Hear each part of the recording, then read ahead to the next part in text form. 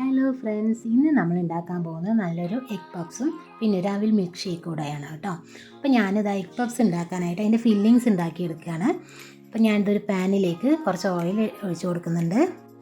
ഓയിലൊന്ന് ചൂടായി വരുമ്പോഴേക്കും ഞാൻ ഇതിലേക്ക് സവാള ഇട്ട് കൊടുക്കുന്നുണ്ട് കേട്ടോ. അതിലേക്ക് ആവശ്യത്തിന് വേണ്ട ഉപ്പ് കൂടെ ഇട്ട് കൊടുത്ത് ഇത് നന്നായിട്ടൊന്ന് വഴറ്റിയെടുക്കാം.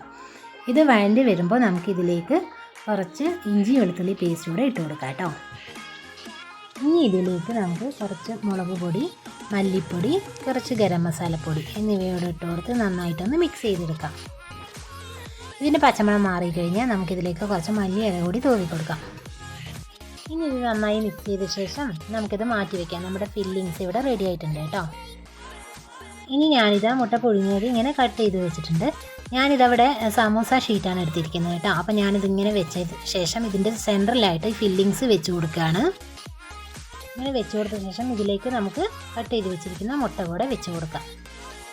ഇനി നമുക്കിത് ഫോൾഡ് ചെയ്തെടുക്കണം. അതിന് വേണ്ടിയിട്ട് ഞാൻ കുറച്ച് മൈദ മാവിൽ കുറച്ച് വെള്ളം ചേർത്ത് പേസ്റ്റ് ആക്കി വെച്ചിട്ടുണ്ട്. അത് ഇതിൻ്റെ മുകളിലേക്ക് നമുക്ക് സ്പ്രെഡ് ചെയ്ത് കൊടുക്കാം. ഇനി ഇത് നമുക്ക് ഇങ്ങനെ ഓരോന്ന് ഫോൾഡ് ചെയ്ത് കൊടുക്കാം. ഇതുപോലെ നമുക്ക് സ്പ്രെഡ് ചെയ്യാം. ഇനി നമുക്കിതൊന്ന് ഫോൾഡ് ചെയ്യുമ്പോൾ കറക്റ്റായിട്ട് നമുക്കിത് ഒട്ടിക്കിട്ടും.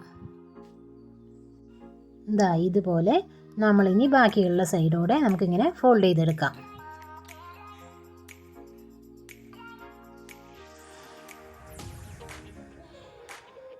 ഇതിപ്പോൾ നമ്മൾ ബാക്കിയുള്ള എല്ലാ സൈഡും നമ്മളിങ്ങനെ ഫോൾഡ് ചെയ്തെടുത്തിട്ടുണ്ട്.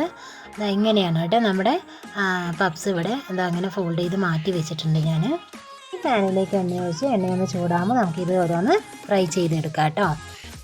ഒരുപാട് നേരമൊന്നും ഫ്രൈ ചെയ്യേണ്ട ആവശ്യമില്ല. സമൂസ ഷീറ്റ് ആയതുകൊണ്ട് തന്നെ പെട്ടെന്ന് നമുക്കിത് ക്രിസ്പി ആയി കിട്ടും കേട്ടോ. ഇതിപ്പോൾ നമുക്ക് ഒരു സൈഡ് റെഡി ആയിട്ടുണ്ടെങ്കിൽ നമുക്കിതൊന്ന് മറിച്ചിട്ട് കൊടുക്കാം. അങ്ങനെ നമുക്കിതെല്ലാം നമുക്കൊന്ന് ഫ്രൈ ചെയ്ത് മാറ്റിയെടുക്കാം. നമ്മുടെ പപ്സ് ഇവിടെ റെഡി ആയിട്ടുണ്ട്. ഇനി നമുക്ക് അവിൽ മിൽക്ക് ഷേക്ക് ഉണ്ടാക്കുന്നത് എങ്ങനെയാണെന്ന് നോക്കാം. അപ്പോൾ അതിന് വേണ്ടി ഞാൻ കുറച്ച് ഞാലിപ്പൂവൻ പഴം എടുത്ത് വെച്ചിട്ടുണ്ട്. അതിലേക്ക് ഞാൻ കുറച്ച് പഞ്ചസാര കൂടെ ഇട്ട് കൊടുത്ത ശേഷം ഇത് നന്നായിട്ടൊന്ന് ഉടച്ചെടുക്കണം. അപ്പോൾ ഇത് നന്നായിട്ടൊന്ന് ഞാനിത് ഉടച്ചെടുക്കുകയാണ് കേട്ടോ. ഇതുപോലെ ഞാനിപ്പോൾ ഇതൊന്ന് ഉടച്ചെടുത്തിട്ടുണ്ട്. ഇനി ഇതിലേക്ക് ഞാൻ കുറച്ച് കട്ട പാലാണ് ചേർക്കുന്നത് കേട്ടോ.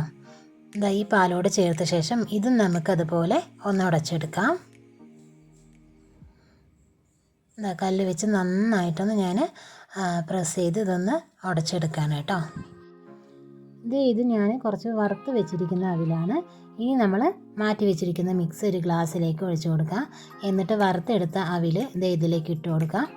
അങ്ങനെ വീണ്ടും മിക്സ് നമുക്കിതിലേക്ക് ഒഴിച്ചു കൊടുക്കുക. അങ്ങനെ ഇത് ലെയറായിട്ട് നമുക്കിതൊന്ന് ചെയ്തെടുക്കാം കേട്ടോ. നമ്മളിങ്ങനെ എല്ലാ ലെയറും ഇട്ട് കൊടുത്ത ശേഷം കുറച്ച് നട്ട്സ് കൂടെ വറുത്തതുണ്ടെങ്കിൽ നമ്മളിതിൽ ഇട്ട് കൊടുക്കുക കേട്ടോ. അപ്പോൾ എൻ്റെ കയ്യിൽ കുറച്ച് വറുത്ത നട്ട്സ് ഉണ്ടായിരുന്നു. അപ്പോൾ അതുകൂടെ ഞാനിതിലേക്ക് ഇട്ട് കൊടുക്കുകയാണ്. പിന്നെ കുറച്ച് ഐസ്ക്രീം കൂടെ ഇട്ട് കൊടുക്കുന്നുണ്ട് കേട്ടോ. അപ്പോൾ ഉണ്ടെങ്കിൽ മാത്രം ഇട്ട് കൊടുക്കുക, ഇല്ലെങ്കിൽ കുഴപ്പമൊന്നുമില്ല. അല്ലെങ്കിലും നമുക്കിത് ഭയങ്കര ടേസ്റ്റാണ് കേട്ടോ. അപ്പോൾ നമ്മുടെ അവിൽ മിൽക്ക് ഷേക്കും പപ്സും ഇവിടെ റെഡി ആയിട്ടുണ്ട്. അപ്പോൾ ട്രൈ ചെയ്യാത്തവർ ട്രൈ ചെയ്ത് നോക്കുക. ഭയങ്കര സിമ്പിളായിട്ട് ഉണ്ടാക്കാൻ പറ്റുന്ന റെസിപ്പീസാണ്. അപ്പോൾ ലൈക്ക് ചെയ്യുക, ഷെയർ ചെയ്യുക, കമൻറ്റ് ചെയ്യുക, സബ്സ്ക്രൈബ് ചെയ്യുക. Thank you.